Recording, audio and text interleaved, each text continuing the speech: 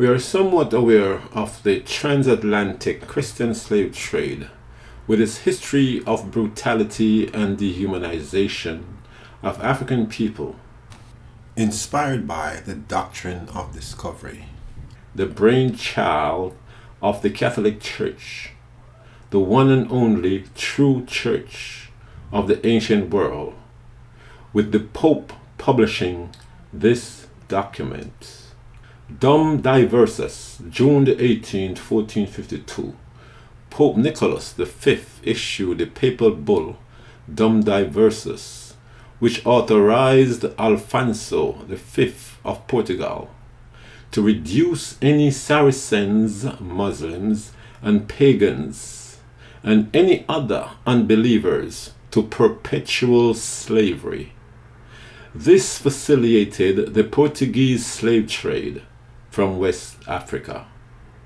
The doctrine of discovery is a legal and religious concept that has been used for centuries to justify Christian colonial conquests. But what is still relatively unknown to many is the history of a more protracted sub-Sahara African slave trade, also known as the Arab-Muslim slave trade, which started in the 7th century, about 700 years before the European transatlantic trade.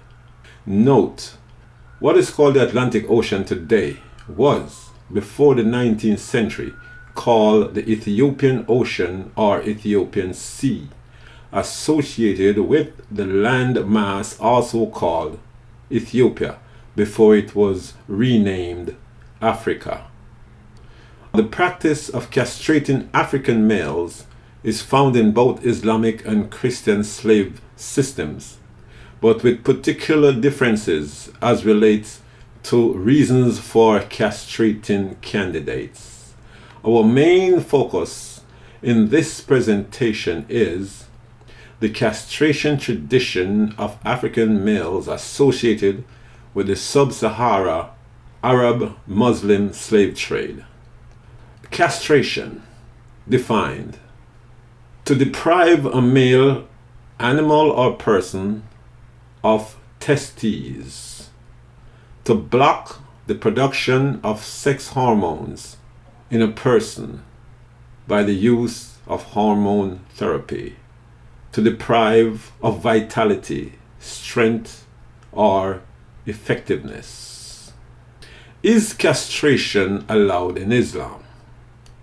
In Islam, castration is considered a sin and strictly forbidden, whether one performs it on oneself or on another. In the history of slavery in the Muslim world, a fair proportion of male slaves were imported as eunuchs. Reuben Levi states that according to the Quran and Islamic traditions, such emasculations was objectionable.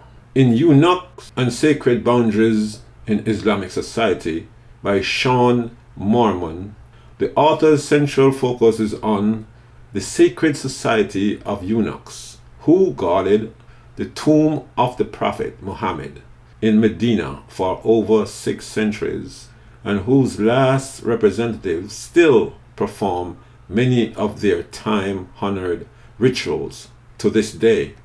Eunuchs defined: a eunuch is a man who has been castrated, especially in the past one employed to guard the woman's living areas in an Asian court, an ineffectual person, not producing any or the desired effect. What is removed from eunuchs? According to Penza, 3 varieties of eunuchs were recognized in antiquity. 1. Castrati, clean cut, both penis and testicles were removed. 2. Spadones, testicles only were removed. Anthilibae, testicles were bruised and or crushed. Can eunuchs still have an ejaculation? The penis is left intact. Men who are castrated often are still able to have an erection and may be capable of intercourse. Their sex drive is diminished because the testicles are no longer present to produce testosterone, but the drive is not eliminated.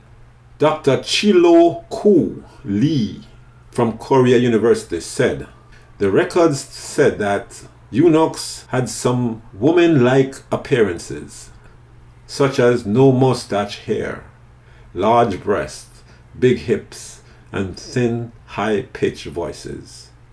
In the Atlantic trade, the slave came predominantly from Africa's west coast, with a male-female ratio of 2 to 1.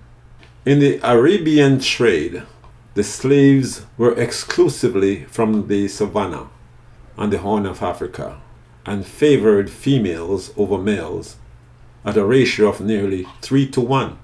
Thus, women slaves in the Arab world were often turned into concubines, living in harems, and rarely as wives, their children becoming free. A large number of male slaves and young boys were castrated and turned into eunuchs, who kept watch over harems. Castration was a particularly brutal operation, with a survival rate of only 10%. In the Muslim world, there were always white and black slaves. There were also free blacks as well as slaves.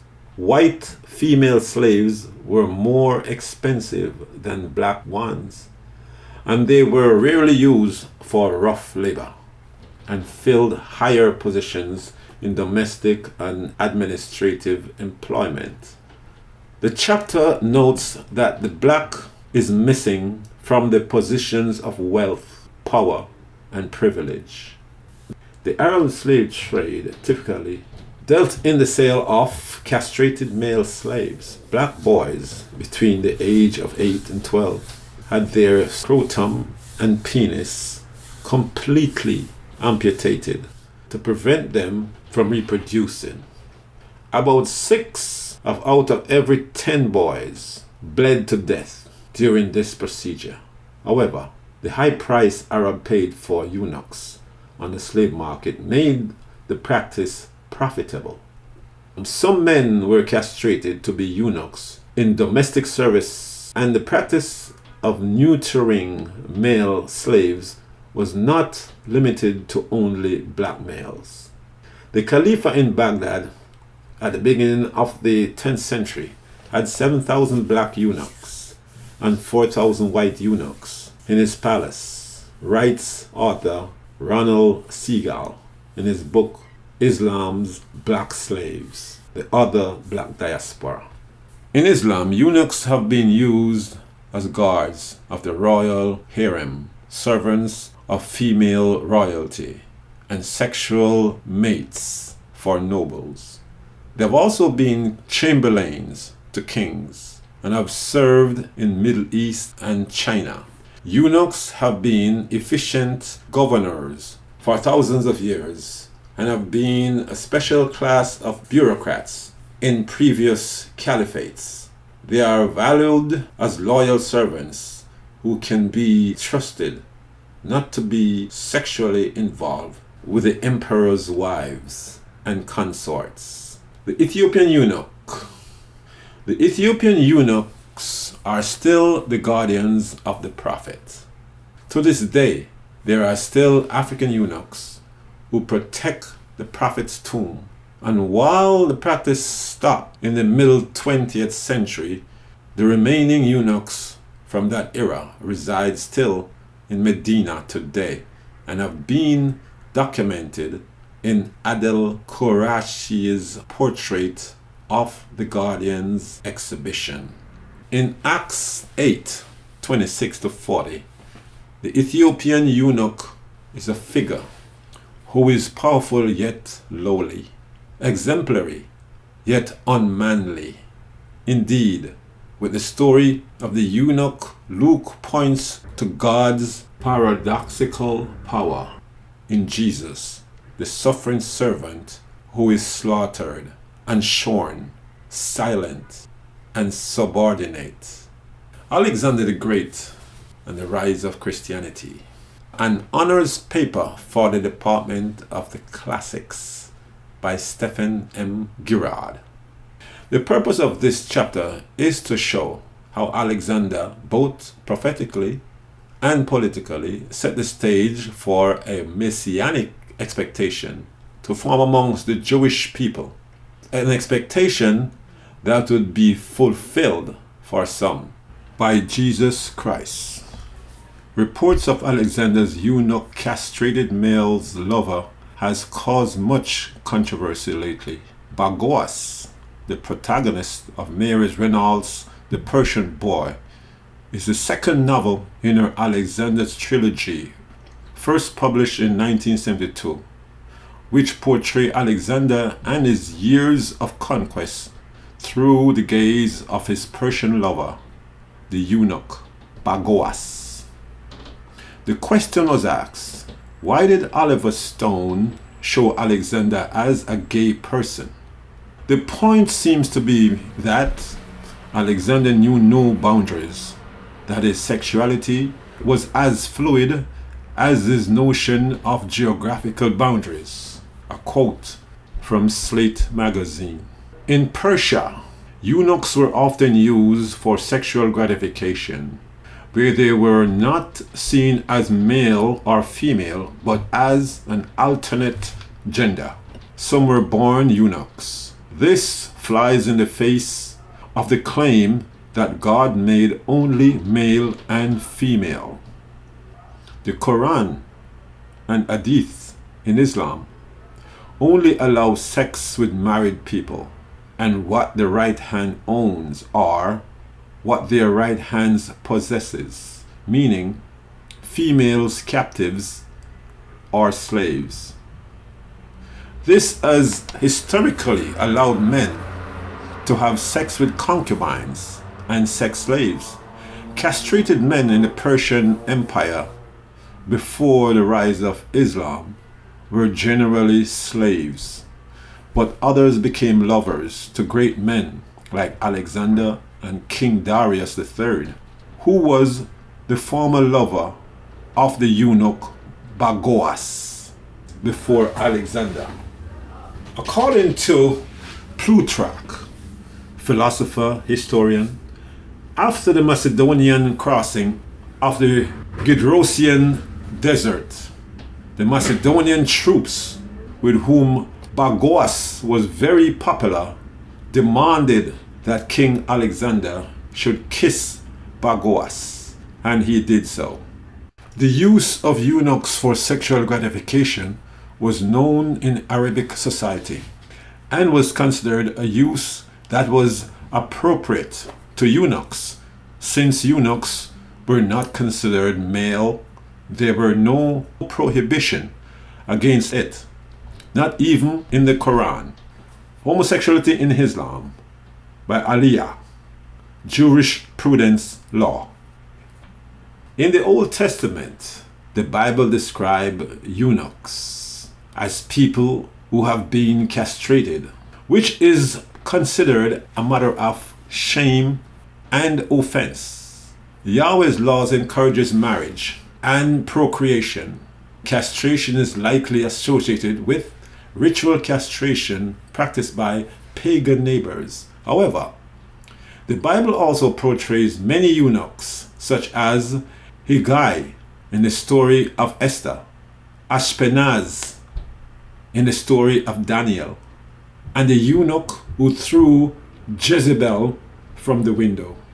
Jehu the general ordered her eunuchs to throw her out the window in Leviticus 21. In the Bible, God said, whosoever that hath any blemish, let him not approach to offer the bread of his God. Two of those blemishes listed are a flat nose and broken stones. Broken stones are the description of castration or crushed testicles, and flat nose is a disqualifier. Yet Isaiah 56:5 said to the eunuch, God said, I will give in my house and within my walls a monument and a name better than sons and daughters. I will give them an everlasting name that shall not be cut off. No pun intended. In this situation, castration got a pass, but the flat nose question is still hanging. Castration was also practiced in Christianity, creating eunuchs in the church. Who were the castrated boys? They were the Italian boys who were castrated in order to maintain their high-pitched singing voices. Though castrati has a long history, the castrati first emerged around the 16th century. Then, the New York Times reported that Vatican banned women from church choirs, creating a need for singing with high-pitched voices. Castrati or castrato singers in Italian are male singers who are castrated before puberty to preserve their high-pitched voices. The practice originated in the Byzantine Empire during the medieval ages, and castrated boys would later become choir singers, opera singers, and sometimes priests. Castrati can hold notes for a superhuman amount of time and sing higher than a naturally matured male voice could. In 1878, Pope Leo XIII prohibited the hiring of new castrated boys by the church. Only in the Sistine Chapel and in other papal basilicas in Rome did a few castrati singers exist. Castrati were extremely sexualized and desired by both men and women. They were biologically men who appeared male, who appeared female, and often acted like as such. They lived outside the scope of normal gender, much to the sexual confusion of those around them. Castrati, seen as neither female nor male, were a sexual temptation for both men and women who fantasized about unconventional ways to find pleasure. A group photo of the Sistine Choir taken in 1898 shows that by then only 6 remained, plus the Directory Perpetuito, the fine soprano, castrato, Domenico Mustafa, Alessandro Morici, dubbed the last of the Sistine Castrato, was born on November 11th, 1858, and died April 21, 1922, at the age of 63 years in Rome, Italy. The Pope, in a bull, November 26, 1903, ended the use of the male singers in the Sistine Chapel, who had previously dominated men's opera. For religious reasons, some men would castrate themselves, trying to escape lustful desires in the name of piety. The question was asked, did Origen of Alexandria, an early Christian scholar, ascetic, and theologian, castrate himself under a literal interpretation of Matthew 19:12? Matthew 19:12. For there are eunuchs who were born that way, and there are eunuchs who have been made eunuchs by others, and there are those who choose to live like eunuchs for the sake of the kingdom of heaven. The one who can accept this should accept it. If eunuchs were born that way, according to Jesus, what is their gender classification? We are told God created only 2 genders, male and female. And if one chose to live like eunuchs for the sake of the kingdom of heaven, Doesn't that imply self-mutilation or some kind of operation similar to a transgender operation? Throughout the ages, many have chosen to self-castrate. In other words, take matters in their own hands and cut themselves off from their sexual organs, usually for some so-called spiritual or religious reasons, trying to escape the sins of the flesh, lusting. Keep in mind, for human survival, sex is a basic need. If your right hand offends you, cut it off. Matthew 5:29-30.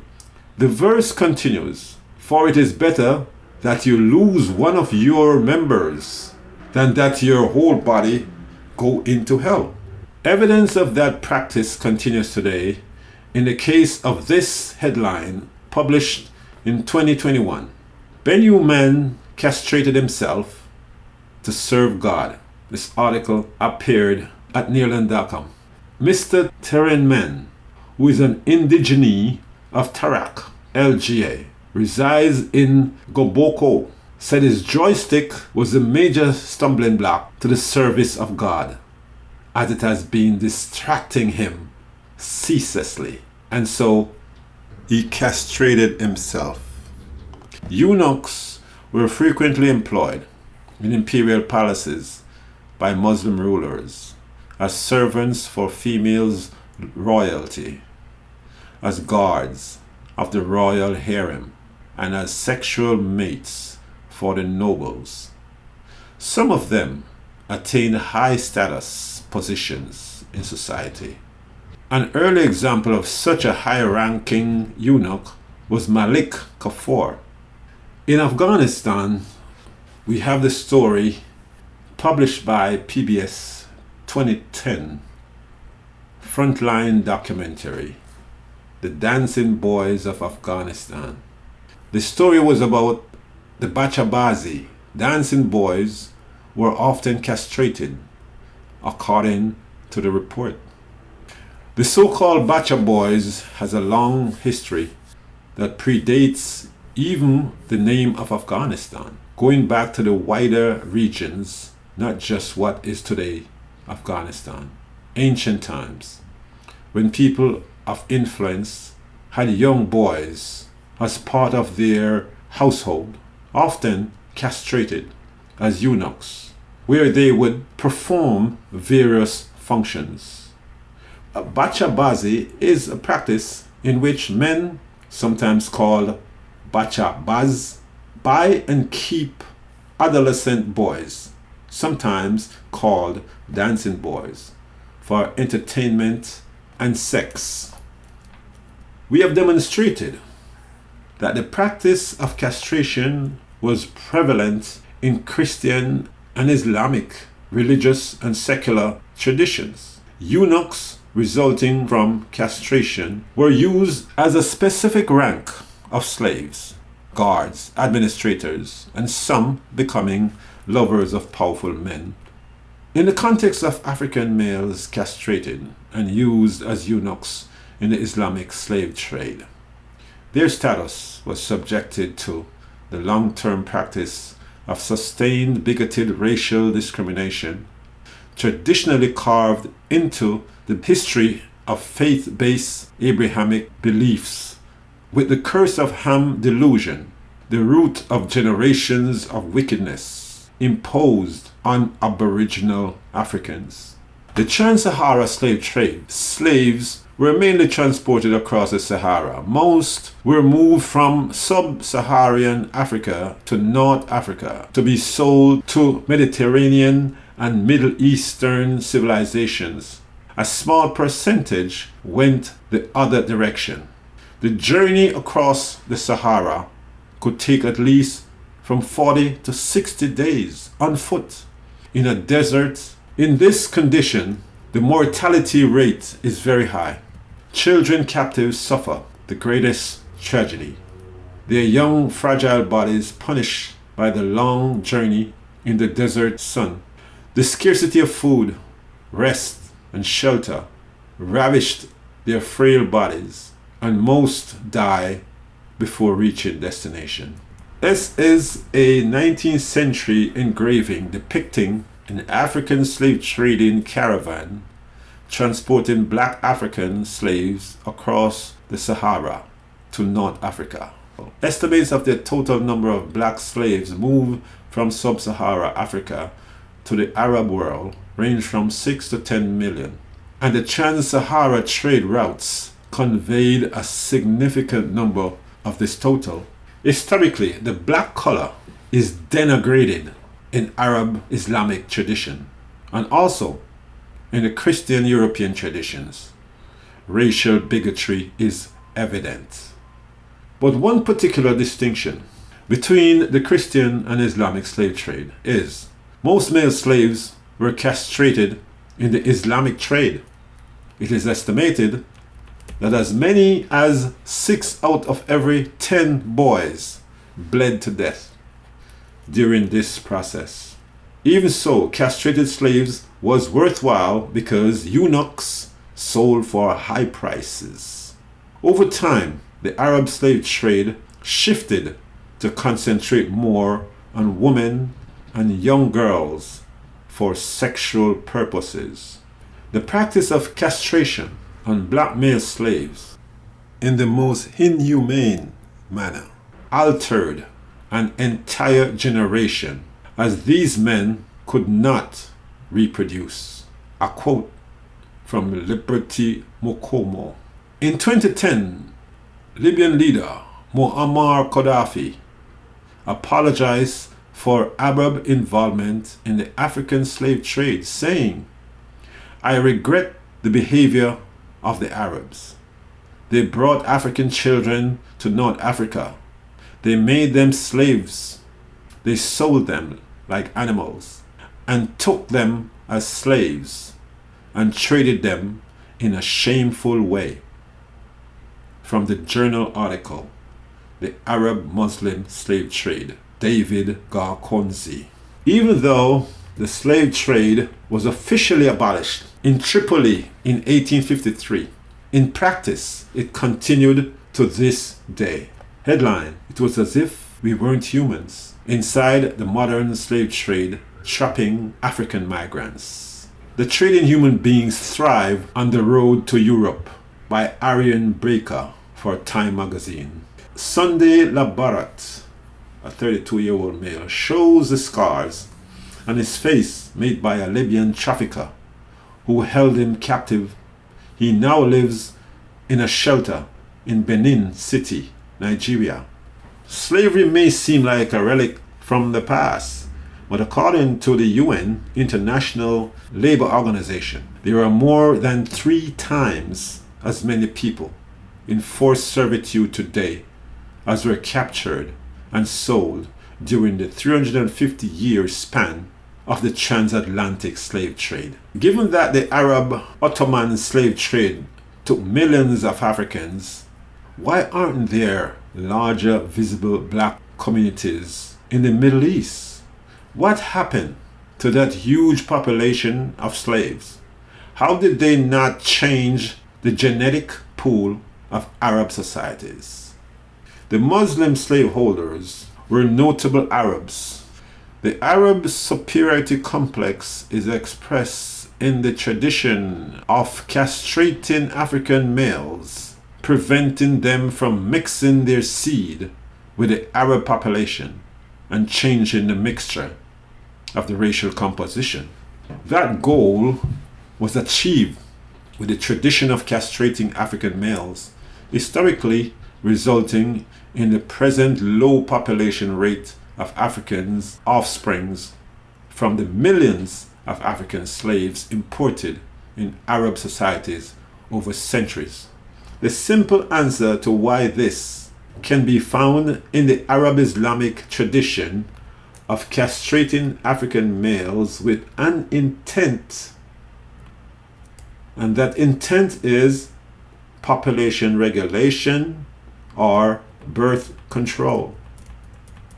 So yes, we are somewhat aware of the transatlantic Christian slave trade, but how conscious are we of the hell the degradation Africans experience in the sub-Sahara Arab Muslim slave trade, where the human dignity and the virile essence of the African male was cut off to meet the requirements of Arab Muslim slave traders who believe their religion of Islam gave sanction to enslave Africans, hence labeling themselves racially superior to them since the 7th century, and it still is continuing today. Where are the humanitarian voices among the African community speaking to and addressing this ongoing Arab Islamic slave trade evil tradition? The dehumanization and destruction of the culture and aboriginal people of Africa, justified by built-in racial religious hatred. In 2020, 49% of African population identified themselves as Christians, according to a poll, while 42% identified as Muslim. The implication in the numbers would suggest that about 91% of Africans abandon their traditional religions, or that only 9% are non-Christian or Muslim. It is a sad commentary on the compromised status of the independent African mind after Arab-European colonialism, both trading, capturing, and enslaving the people of the East and the West Coast of Africa. The Christian transatlantic slave trade and the Arab Islamic trans-Sahara slave trade created a historical legacy of castrated males and all the social, racial, religious connotations therein. Psyche disorientation in a continent struggling with economic, political, and religious woes. Still, the continent is dominated by two major imperial, imposing, and competing religious beliefs, with sacred texts sanctioning, endorsing slavery, inspired by the claim of a divine mission to conquer in the name of their individual God, locked in a holy war for the minds and natural resources of the people of Africa, the first people.